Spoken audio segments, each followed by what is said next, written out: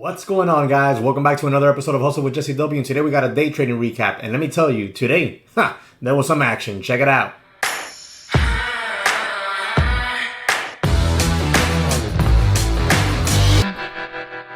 Well, guys, today was a day where you would just be like, well, me personally, just grab my head like this and stare at my screen and be like, oh my God. I was not good, and I was really in the red today. Like, it was kind of nasty. But I kept my head on straight, and I waited for opportunity, and I took advantage when I saw opportunity. One thing that I'm not shy about anymore, and I haven't been for some time, is clicking that buy button when I see opportunity. Sure, it happens sometimes, and when it does, it sucks. But for the most part, I'm not scared of clicking the buy button, because what's the worst that can happen? I can lose some money. I know I can make it back. So that's one fear I've gotten over this year, and I'm really happy with that. At least that part of this year's performance. What I have here is the recording of 3 trades, 1 red and 2 green. I had 2 trades on TCCO, and out of those 2, actually I had 3 trades. Out of those 3 trades, 2 were red and 1 was green. The green one erased both of these red ones right here. So I'm sitting on a nice little decent day. But, I mean, if I would have just traded the last 2 trades, obviously just the green ones, I'd be sitting on a grand slam of a day. But I didn't. So, therefore, we're just sitting on a decent little green day. But we're going to go ahead and jump right on into these. And I'm going to show you what I did wrong, or at least what I consider I did wrong, and what I did right. And we'll go ahead and take from that. Now, what I need you to do real quick for me is help me out. Smash that like button, subscribe to the channel if you haven't, and comment in the comment section below. Let me know what you traded today, what you think about these trades that I'm about to show you. Because when you comment and you like, it really helps out with the algorithm, gets these videos to pop up more, show up, be suggested by the YouTube algorithm, which in turn gets me more subs, helps the channel grow, keeps me putting out these videos for all of us to enjoy, because I enjoy making them just as much as you guys enjoy watching them. So without any further delay, let's go ahead and grab the bad trade of the day. Like, this is the bad trade. Okay, this is the, is it this? Yes, this is the bad trade of the day.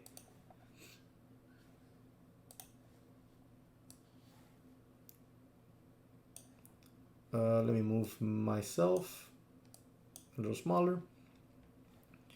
Let's move this over here a little bit, because we just need to focus on this one chart right here.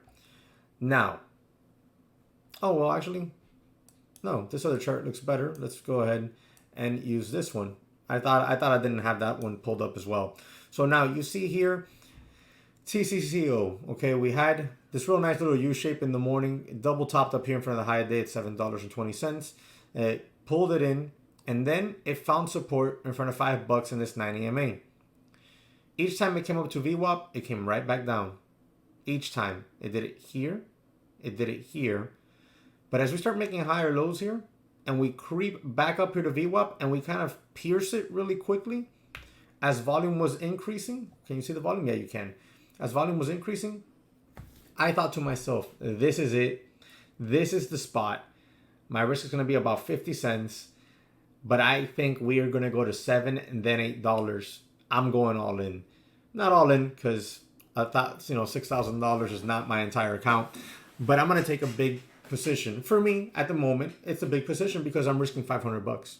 So I jump in 1,000 shares at $5.97, looking for that $6 VWAP break, because I fully expected there to be a volume pop as soon as we did that, and send us right to $7. Guys, that's $1,000 trade right there, easily.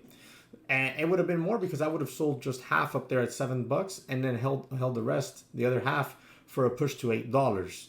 That was the plan. So this could have been a real nice trade, right? This could have been, let's see here,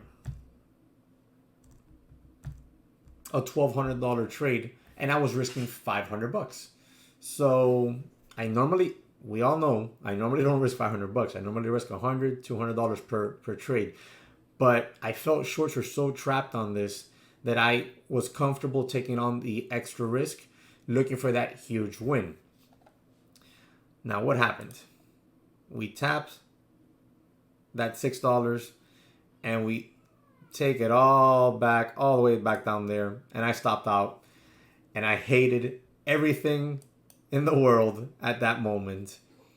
At that moment, I hated everything, especially with this big volume. That's such a nasty stuff. Like, it's like somebody took the ball to the rim and you had Shaquille O'Neal there with his giant self and just went bah and stuffed it. That was disheartening. But then, you know, I focused, looked back at my watch list, and I see FTSV is, you know, still holding a decent level from the bounce right there. So I like that. I jump in. My risk was about 40 cents, 30 cents, 40 cents. So I like that. I jumped in 500 shares there, and I'm looking to take profits off up here at 31, some at 32, and maybe hold on to a little bit, see if we get a squeeze up to $34. I mean, we're risking 30, 40 cents here for the chance to make dollars per share, right? So this is how that trade went, which is a real nice trade, guys. Fast forward a little bit because it is a lengthy trade. We get this quick little perk here on volume, right to test VWAP. I'm already up nicely, but I'm looking for that VWAP to break. Right there, we break VWAP, and I'm already up $520 on that trade. So I start peeling off profits right there. I take off 200 shares right there, and now I'm looking for more extensions. I take off another 100 there.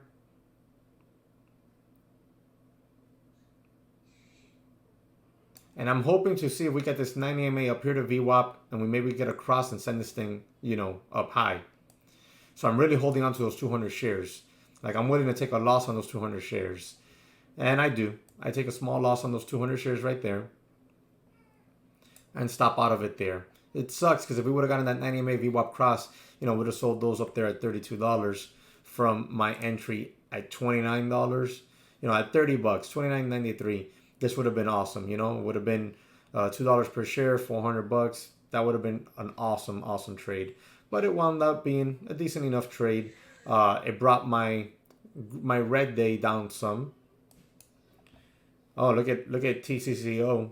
Really held on to that $8 area, went all the way back up to $9. Really nice. Didn't expect it to get that high. Then we had TCCO. I think I added an extra C there. TCCO make the move. See what I'm talking about, guys? How I said what I expected here was this.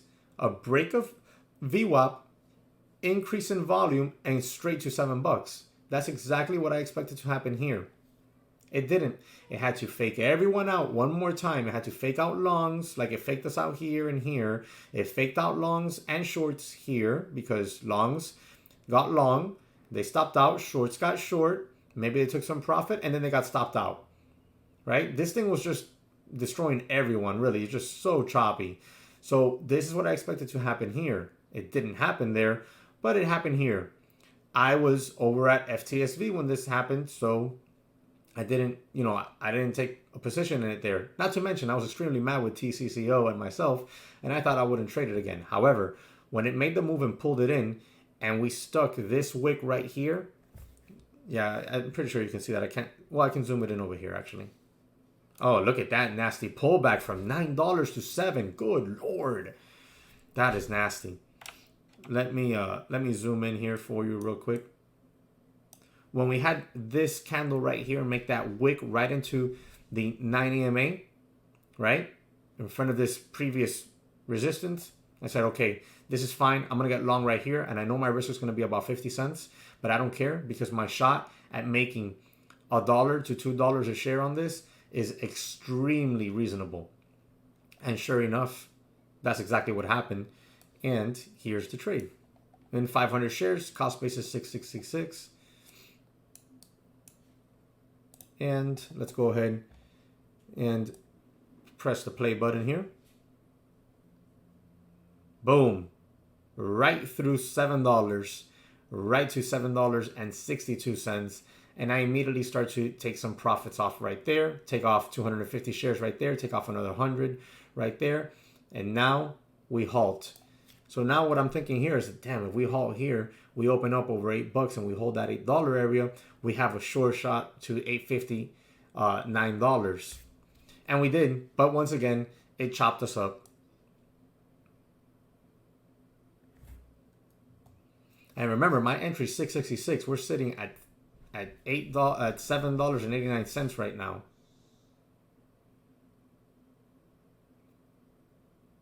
It was a long halt.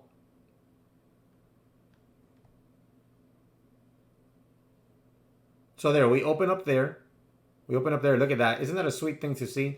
150 shares and you're up $218 because the bid is at 805 and the ask is at 812 and you're in at 666. I love that.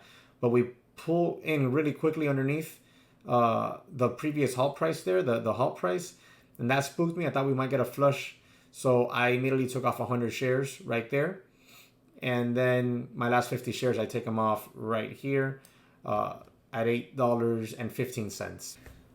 So I'm pretty happy with today's performance. I risked, even though that one big loss was kind of harsh because the flush was kind of quick and kind of caught me off guard there. It was hard to mitigate risk on it. However, it wasn't account damaging hugely.